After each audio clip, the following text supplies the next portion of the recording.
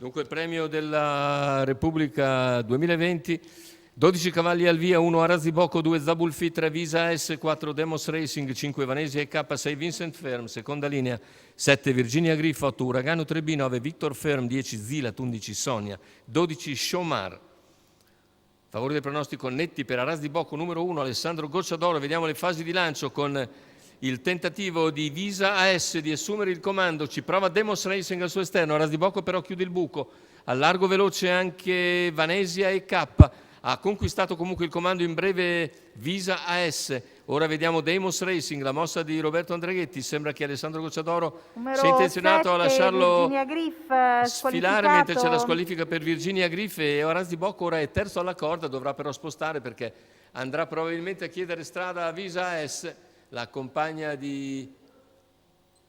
colori, vediamo, dopo 400 metri in 28,4, infatti Arasi Bocco esce, va su Visa, che non si oppone ed è quindi al comando. Arasi Bocco, Visa S, Demos Racing, questa è la fisionomia della corsa dopo 500 metri di gara. Alessandro Gocciadoro è partito con prudenza e poi è risalito su Visa S e ora al passaggio davanti alle tribune conduce davanti alla stessa Visa S, terza posizione per Demos Racing, in quarta c'è Zabulfi, all'esterno prova a prodursi Vanesia EK, ma ovviamente è durissima a questi livelli. All'esterno sono anche il numero 10 Zilat e Victor Ferm, uno intanto 59,4 con un parziale in 15,4, ha cercato ora di tirare un po' i remi in barca Alessandro Gocciadoro e siamo all'altezza del chilometro che Arasi Bocco completa in 1,14,4, in seconda posizione Visa S, poi Demos Racing, nessuno dei cavalli per il momento all'esterno riesce a progredire più di tanto.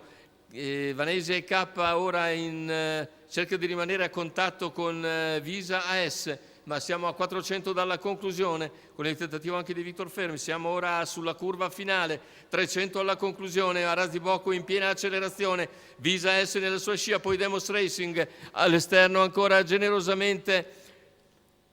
Vanesia. Intanto siamo ai 100 finali con Arasi Bocco che accelera, Arasi Bocco nel finale viene a vincere netto, Visa S seconda per il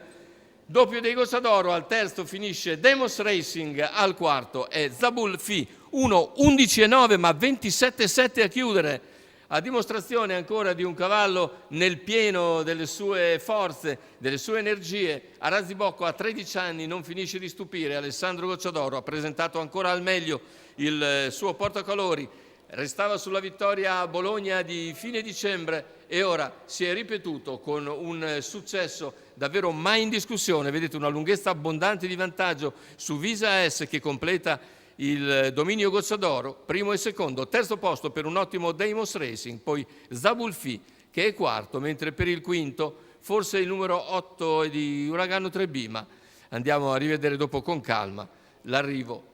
completo della corsa.